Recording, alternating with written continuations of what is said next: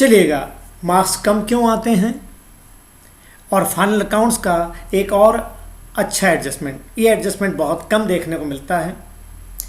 चलिए हम मानते हैं कि ट्रायल बैलेंस में डेबिट साइड में सस्पेंस अकाउंट 700 दिया हुआ है। अगर कहें कि इसके अलावा और कुछ भी नहीं है तो सस्पेंस का अगर डेबिट बैलेंस है तो बैलेंस शीट की एसेट में, और अगर सस्पेंस का क्रेडिट बैलेंस है तो बैलेंस शीट की लायबिलिटी में बताया जाना चाहिए, क्योंकि इसको अगले साल खोजना है आपको, ये बैलेंस शीट में आएगा। लेकिन अब मैं दे रहा हूँ एक एडजस्टमेंट, नीचे दिया हुआ है कि salary account was cast short by ₹400। एक एडजस्टमेंट एंट्री बताता हूँ पहले। Salaries account debited to suspense, ये एंट्री होगी।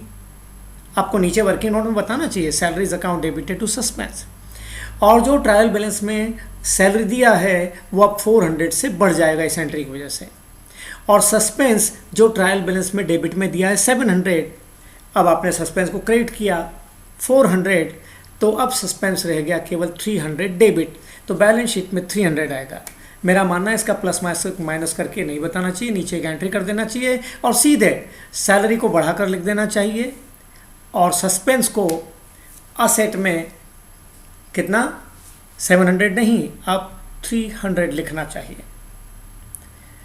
ये बहुत सिली, बहुत छोटा सा ये पॉइंट है, लेकिन बहुत कम देखने को मिलता है। ट्रेडिशनल किताबों में बस एक ही टाइप के सवाल दिए होते हैं, हम वही करते रहते हैं। सीए फाउंडेशन में आते हैं वाले फाइनल अकाउंट्स तो आता है, लेकिन ऐसे पॉइंट्स फिर तकलीफ दे देते हैं, मार्क्स कम दिलवाते हैं। तो मैं समझता हूँ कि ये पॉइंट आपको बिल्कुल क्लियर है। धन्यवाद।